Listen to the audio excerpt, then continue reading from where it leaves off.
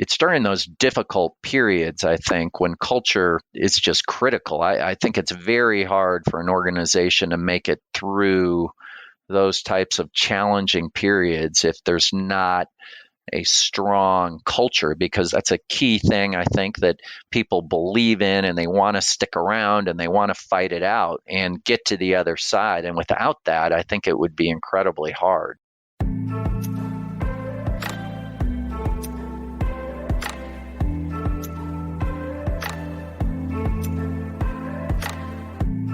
Welcome to Rise Leaders Radio.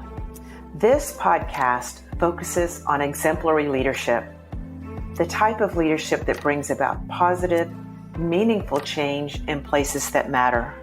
We explore how these leaders make things happen and the lessons they learned along the way. I'm your host, Leanne Mallory.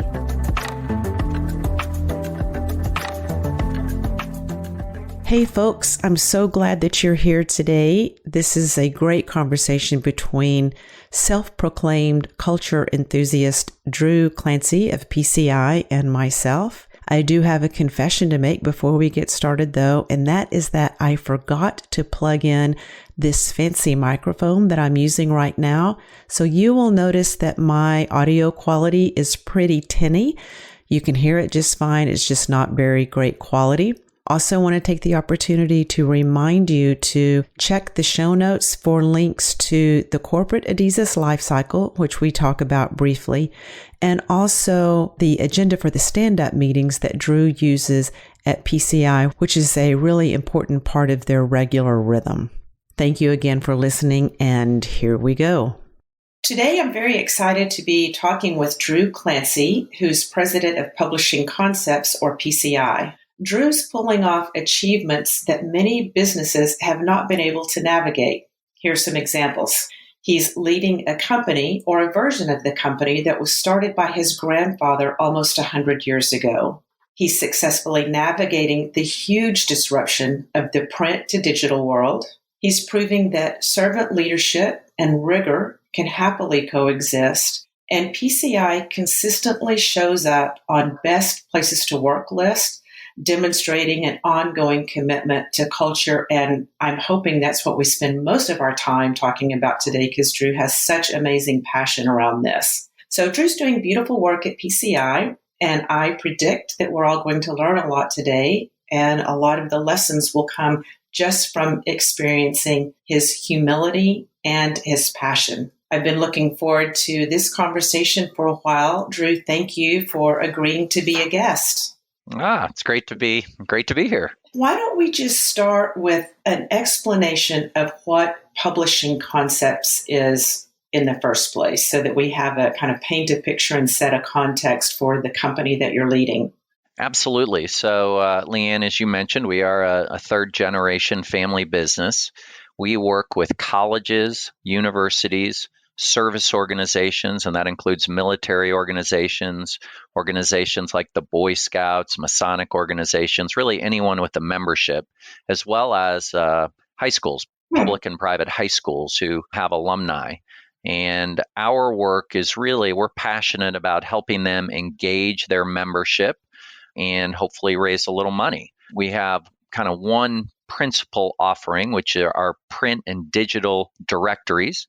And we also market apparel, so branded apparel for our clients. So that's kind of the high level what we do. Thank you. So let's jump into the history, because that's one of the things that I think is really interesting, is that you're almost 100 years old and you've had different iterations of the business and ownership models and all of that. And yet you're so strong right now. So under your leadership, the company has taken on a whole new life. So let's spend just a little bit of time hearing about that. Sure. Well, my grandfather, my dad, and I think are or were all entrepreneurs. And you mentioned actually our founding goes back to 1921 when my grandfather was in his 20s and began what became the nation's first alumni directory publishing company. It was called the Rockwell F. Clancy Company. And that company existed for almost 50 years. And interestingly, you're talking about sort of family businesses. So my dad, who was 11 and 12 years younger than his older brother and sister, after my grandfather died, long story short, and again, this was when I was very little, so I don't have any personal knowledge of this, but my understanding is, essentially the siblings didn't get along all that well, which ended up they decided to sell the business. And so my dad stayed with the business, went to work for the acquiring company. My uncle, who was also active in the business, exited at that time. And there was about a 10-year period beginning in the early 1970s until 1982 when my dad refounded what we call Publishing Concepts, or PCI, where he was still doing the same type of work, but doing it for other organizations. He worked for Marcus Who's Who in Chicago, actually, for a period of time, then moved to Dallas with a company called Taylor Publishing. That's what brought our family, when I was 11 in 1977, to Dallas. And but 5 years after moving to Dallas, he, again, as I mentioned, he was an entrepreneur and started Publishing Concepts, PCI. And it's interesting, 9 out of 10, actually, I think it's more than 9 out of 10 new ventures fail, right? It's a very, very hard to get a new business up and running. Lots of obstacles, lots of things have to go well. And my dad, unfortunately, who's deceased now, but he was a real dynamo, and he had, I think, the perfect personality to start a business. I mean, he wanted to make every decision. He was involved in every detail. He had just a passion for excellence and doing things right, and got PCI up and running, from 1982.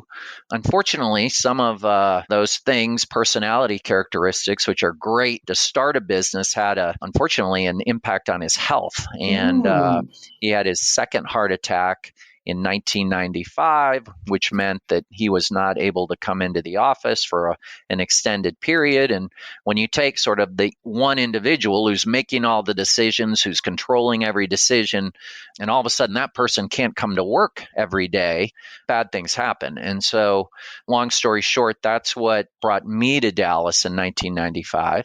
And the great news was that we had a really good team, and I was able to come in and tap into all of their capacities and skills. And we pretty quickly were able to turn the business around. But 1995, we had $3 million in revenue, and I think we lost $600,000. So, I mean, it was a very challenging period. But as I mentioned, we were able to turn it around. And, my dad was able to come back to work a couple days a week, but essentially really from that period until he died, he and I worked together, but he was probably at about 50%. Okay. And what I found, my leadership style is quite a bit different from my dad's. And I'm not sure the company was going to be able to continue to grow and flourish if one person is sort of controlling everything. And so I had a little bit different philosophy. And, since the mid 90s, we've been building on that.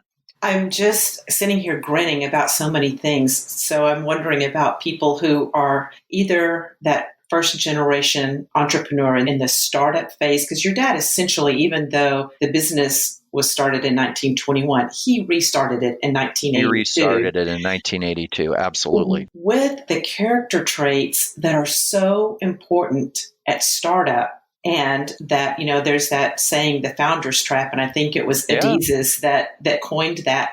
And I'm going to put some links in the show notes for the Adizes Corporate Lifecycle, because that's exactly what you're describing, and how beautiful and how lucky it was for PCI that you had a different skill set, which is exactly what was needed for the company in its life cycle. So that you couldn't have planned that any better. Yeah, I mean, the opposite probably wouldn't have worked. I don't, honestly, candidly, I'm not sure. To start a new venture, I'm not sure that's necessarily my skill set. And, I'm not sure my dad's skill set and kind of taking that business to the next level, I'm not sure that was in his. So you're right. It was kind of a happy coincidence. Yeah, that's great news. And is there anyone else from the family now that's in the business? Well, It's my sister and I. So I have one sibling, and she did work for PCI for a period of time. She was one of our top salespeople.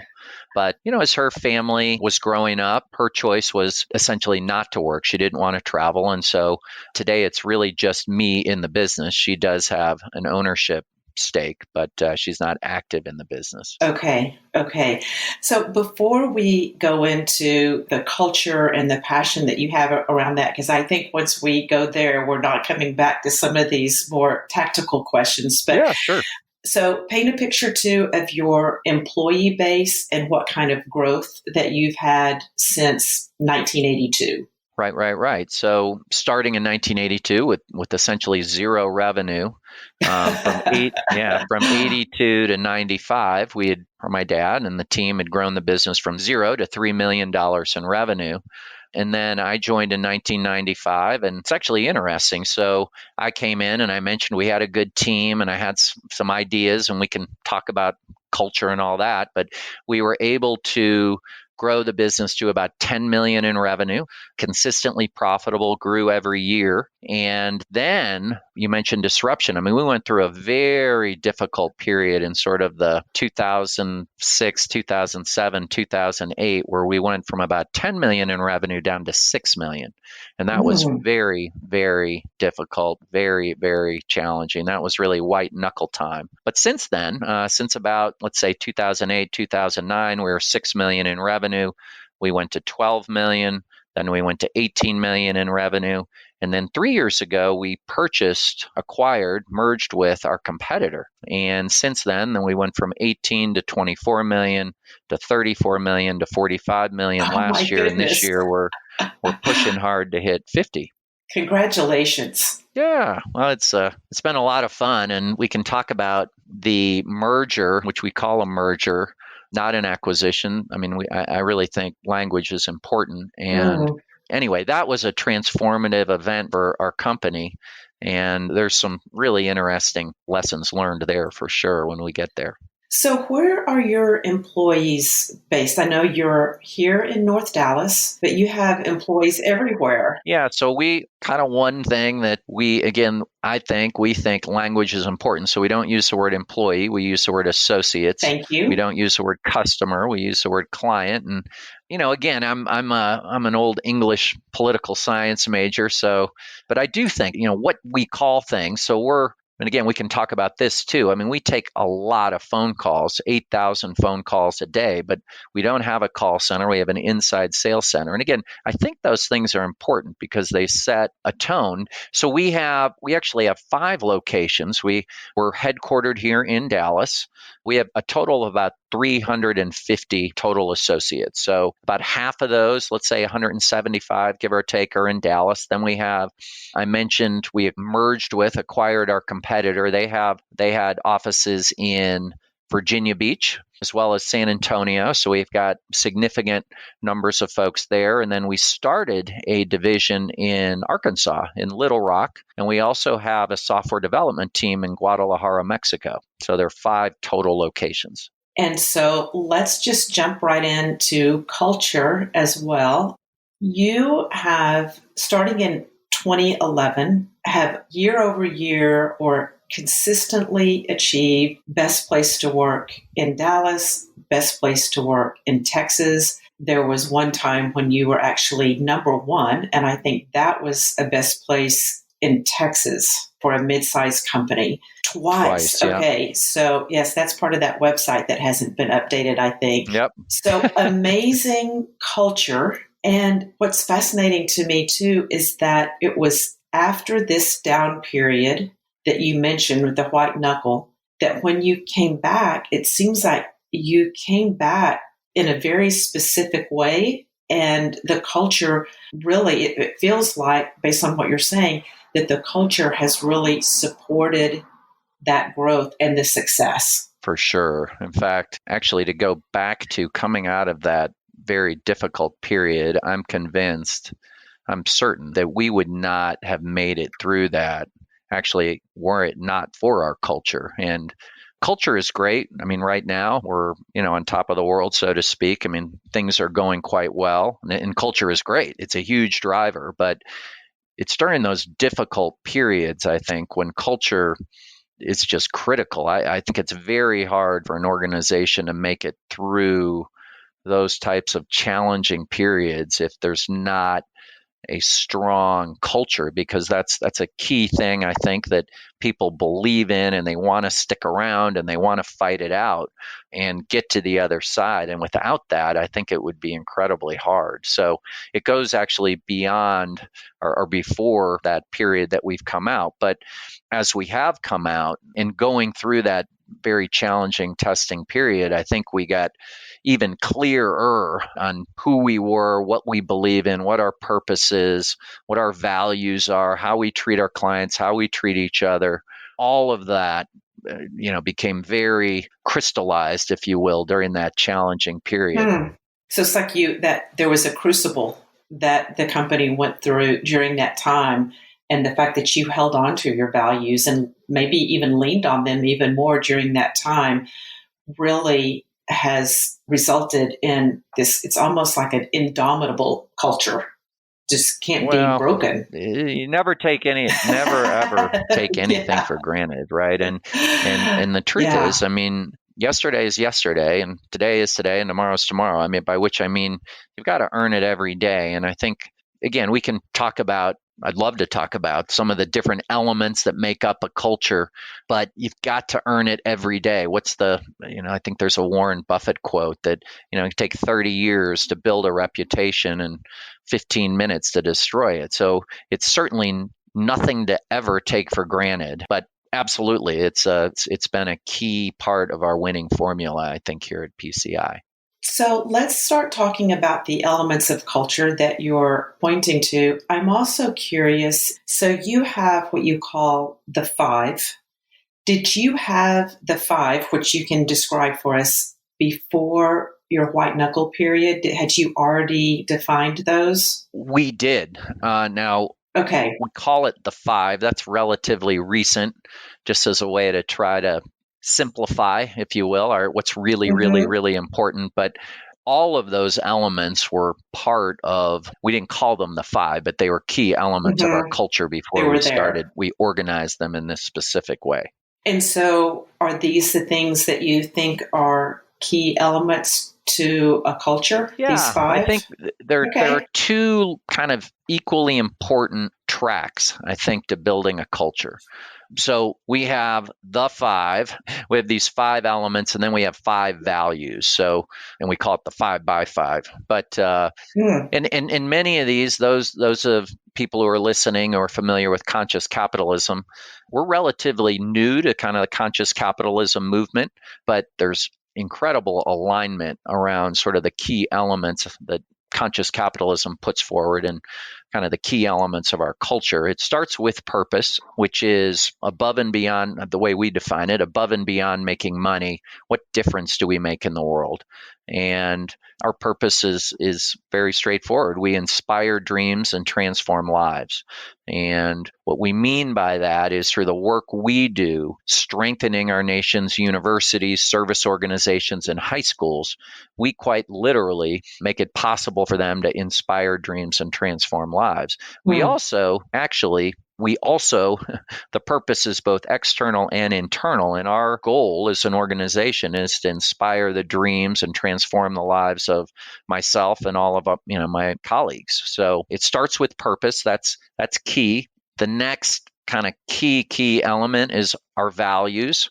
We have 5 values. And again, Jim Collins in that great book, Built to Last, makes the clear point that it's not having the quote unquote right values. It's about having values and then living to them or behaving according to them, acting in alignment with them. Our values are around excellence, unlocking human potential. Being a learning and growth organization is something that it's the most important thing to me professionally. I think that's such a key thing. acting with integrity. We say innovate a culture of relationships and fun. It's all about people. Life is about people. Business is about people. And finally, leading with a servant's heart. We are a long time servant leadership organization. And I'm just passionate about the power of servant leadership and the impact it has, within an organization and on people's lives. So we have our purpose. I mentioned inspiring dreams, transforming lives, our values. Then we have a vision, which is sort of 10 years off on the horizon. As you mentioned, Leanne, we've been on multiple kind of best places to work, actually, most recently. So right now, we've been on the Texas 100 Best Companies to Work for 5 consecutive years. I mentioned the merger acquisition. We've been on the best companies to work for in Virginia for 2 years. And we were just named actually the #1 company to work for in the state of Arkansas, which we're thrilled about also. And again, all that is based on anonymous associate surveys. So it's not what I think or such and such senior leader thinks. It's all about what do my colleagues think? What do people really think about working here? So, but it is interesting, I will say, yeah. And again, for us, being a great place to work is our business strategy. We believe that happy associates equal happy clients, right? I mean, think about the inverse of that. I mean, if you're working with someone at an organization of somebody who really doesn't like their job, how's that experience going to go, right? So happy associates equal happy clients equal happy company, because what do happy clients do? Well, they buy more stuff. They tell their friends, good things happen, right? And a smart, thriving organization invests in its associates who take care of the clients, who benefit the organization. I mean, it's truly one of those win-win-wins. There's not a trade-off. So anyway, but I was going to say, interestingly, in that 2011, the first recognition we got as a great place to work was here in Dallas. And it's interesting, just to be totally frank, we did not make the best companies to work for list in Dallas this most recent year. And so anyway, there's always, we could talk about that perhaps, but you again, never take anything for granted, and you got to earn it every single day. So bouncing around a little bit, but our vision is to be on the Fortune magazine does 100 best companies to work for in the United States. That's our real vision, our 10-year vision. We try to filter every decision we make through that. Does this help us achieve that long-term goal? And then we call it our goal. What are we trying to achieve? Every client should be referenceable. That's our goal every day. And then our commitment, how do we achieve that goal, is to deliver a wow experience to our clients and each other. So purpose, values, vision, goal, commitment. That's the 5 right there. That's the 5. Yep. Okay, gotcha. Last week, you and I were on a call for a different topic, and I learned about the amount of rigor that you put into your day personally and that you've brought into PCI. And that gets animated through rhythms, goal setting, checking in. And so let's real quick talk about your own daily rigor that you shared with me last week, and then how it translates into the business, because I suspect there's a strong connection between that rigor and the culture that you're able to maintain. Yeah, so that's another topic I'm just super passionate about. And I mean, long story short, it may have been Rand Stagen where I heard this, but this whole idea that structure sets you free, right? You think, what? No, structure sets you free. And it allows, once you have, you meant that word rhythm, once those kind of things are happening, and I'll sort of give a few details here in a minute, but once you've kind of set up, whether it's daily, weekly, monthly, quarterly, annually, whatever, these sort of things that are going to happen, you no longer have to think about setting it up.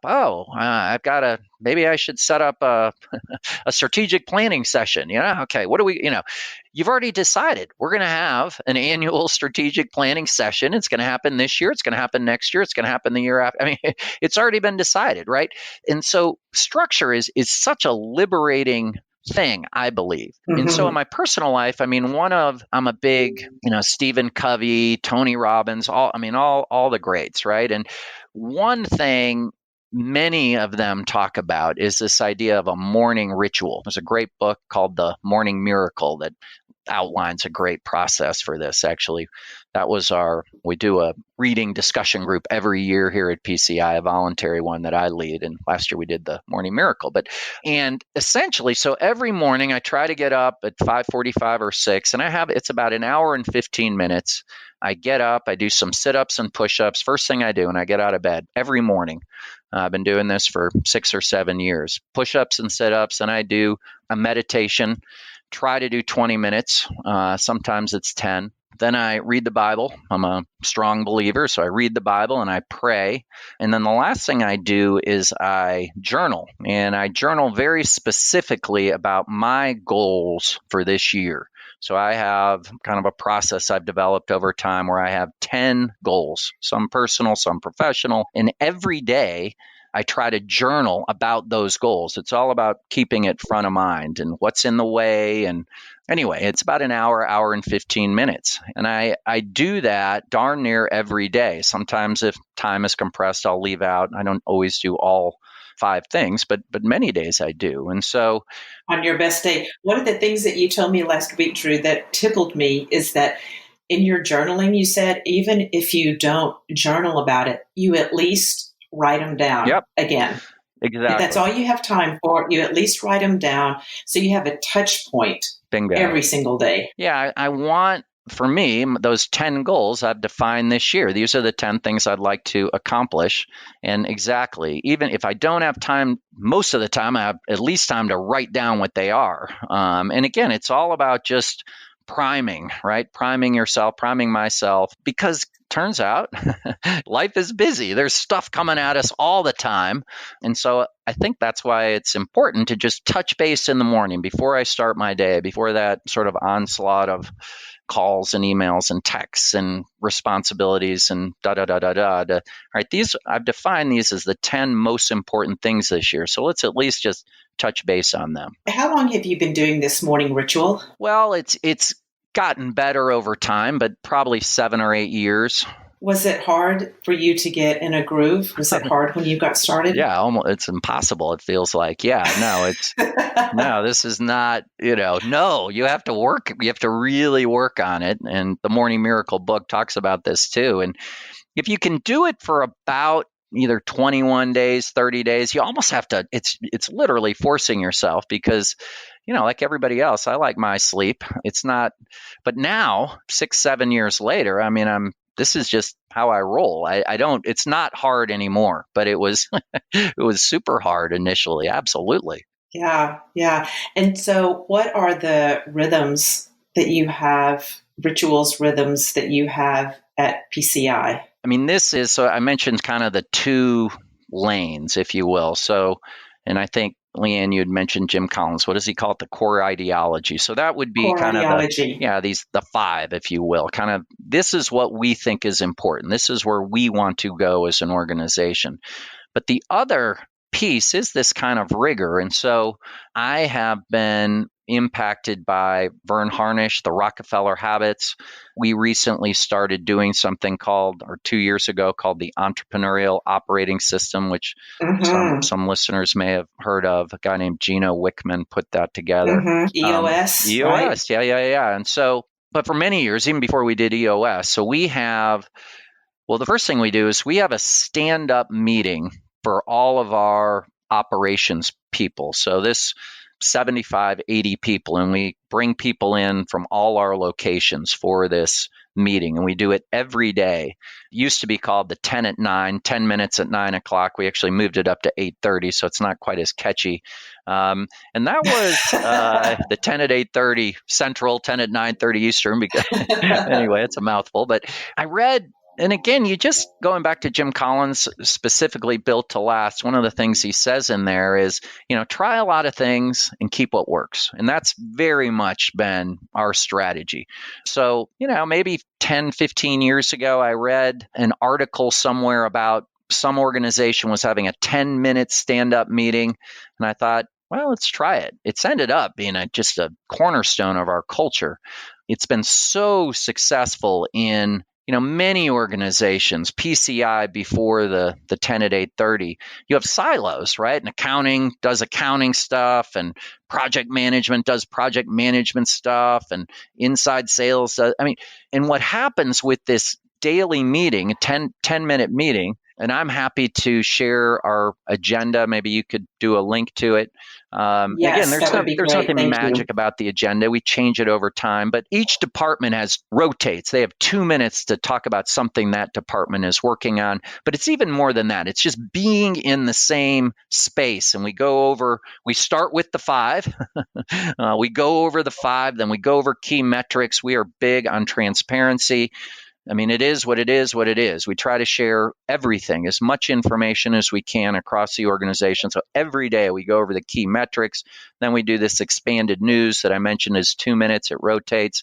But the most important part of that meeting is recognition and allowing peers to recognize other peers for living our values. That's a key thing. And kind of a funny story. This was probably 10 years ago now, but we had a new person who had joined the team, a senior level person. And, the 10 at 8:30 had probably gone 20 or 25 minutes. And we're walking out of there. And he said to me, he goes, golly, 15 minutes of recognition. And I said, say the guy's name, but I was like, we'll stay in there all morning. If people want to recognize other people for living our values, I hope it goes 25 minutes every day. No, it doesn't. But anyway, the point is recognition is critical. So anyway, we have a daily stand-up. We have a daily CEO council. It's kind of 8 or 9 top leaders. We have a huddle. We have a weekly CEO council. That's from EOS, called the L10, Level 10 meeting. We have a monthly extended leadership team meeting. It's called the Trailblazers meeting, kind of about 75 or 80. Anybody who manages a project, a client relationship, a team. And that's really all about learning. That's the key thing there. We have a quarterly business. We call it Not the Big Company. So we do not the typical quarterly business meeting in every location. Twice a year, I meet with, we call it a skip level lunch, where I meet with every team twice a year without their manager, any managers being present, just me and them. We do an annual strategic planning meeting. And all of these, and there's more, I'm leaving some things out, I know, but it's, these daily, weekly, monthly, quarterly, annual, these are going to happen. And this is how we really drive our culture. And so it's, again, that core ideology, but then what's the process through which you bring it to life inside the organization? That is fantastic. I will say that the third element, I think, of being a great place to work is courage, because it is great to have values. It's really important to have values, but you've got to live by those. And a story here from PCI, and this was probably 5 or 6 years ago now. I mentioned these quarterly business meetings, and on a Monday morning, we recognized all of our top performers, but this gentleman was the number one salesperson at PCI for the prior quarter, right? And on Friday of that very same week, and I remember it because it was so jarring, we had to let him go. There was an integrity issue. And that's the key thing. It's great to have values, but as leaders, it's not easy. It's not easy to let your best salesperson go. Trust me. You'd rather look the other way. You'd rather find a way, but that's the tough part. And I'm not saying we're perfect at this, by the way. Again, you got to earn it every day. But that courage or alignment or consistency, whatever you want to call it, is just so important, I think. Well, it is. If you want people to believe that you're serious about it, then you have to live it. And I've heard other stories like that. I have a friend of mine who was a Major League Baseball coach. And before he was that, he made his way up through the minors. And at his wedding, someone stood up and told the story about he didn't lay his star player, or maybe a couple of them, had broken curfew the night before, and they were in playoffs. And he benched both of them for the game. They lost. Yeah. It was a huge lesson. And, he just got so much respect from the team around his commitment to the values and how the team was going to roll. Yeah. Yeah. That's it. And that, again, it's as leaders, we just have to continue to remind ourselves of that, because that's critical. I want you to say something about this storytelling, this new offer that you all have that I kind of stumbled upon on your website. I think Sure. that's great. And as we're closing off here, I want to make sure that you have an opportunity to say anything else, point people in a direction of your website, whatever it is that you want to tell people. Well, one thing that we're super excited about, I mean, if you last 100 years, right, you've got to continue to look for ways to be innovative, new markets, new products, new offerings, new ways of operationally. In our case, we think we've come upon a real need, a real opportunity, which is all around storytelling. Our business traditionally has been focused on helping our clients update their data, where someone lives, where they work, what's their email, what's their mobile phone, what's their spouse name, all that type of information. And we do that with excellence. We take tremendous pride in doing that. That's why we exist. We've identified a new related opportunity where, in addition to that information, we're also capturing people's story. So, for instance, Purdue is our first kind of big university to sign up for this. And so, beginning next month and for 4 to 6 months after that, we're going to be collecting Purdue alumni, their stories about what was it about Purdue? Was it maybe something, professionally that sent them in a certain direction? Maybe it was more on the personal side. Maybe they met their spouse while they were at Purdue or made lifelong friendships, or, capturing people's stories, which is such an empowering thing to tell your story for the university. It's just so valuable. I mean, to create that moment of engagement. So that's something, and we're kind of working through it from the operationally, the marketing, et cetera, et cetera, et cetera.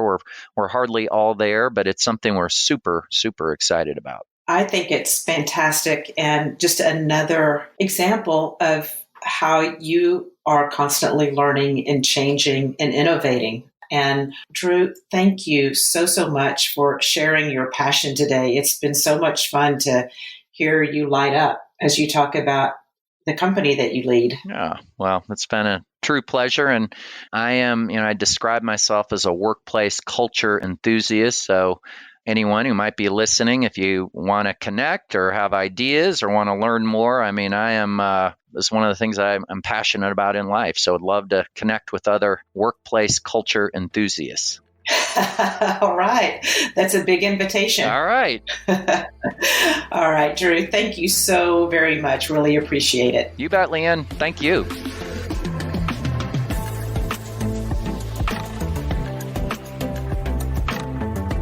If you like what you heard today and the direction this podcast is pointed, subscribe to Rise Leaders Radio on iTunes, leave us a comment and a 5-star rating. You can also check out the Rise Leaders website at www.rise-leaders.com to find the resources I pull from in my coaching and consulting work and that I find central to transformative leadership. If you're committed to leading with a clear vision and from core values and taking your team to the next level, then get in touch. You can reach me, Leanne Mallory, from my website. I'd be honored to hear from you. I appreciate you tuning in today, and especially for being the type of person interested in learning more about how you can elevate your part of the world. Take good care.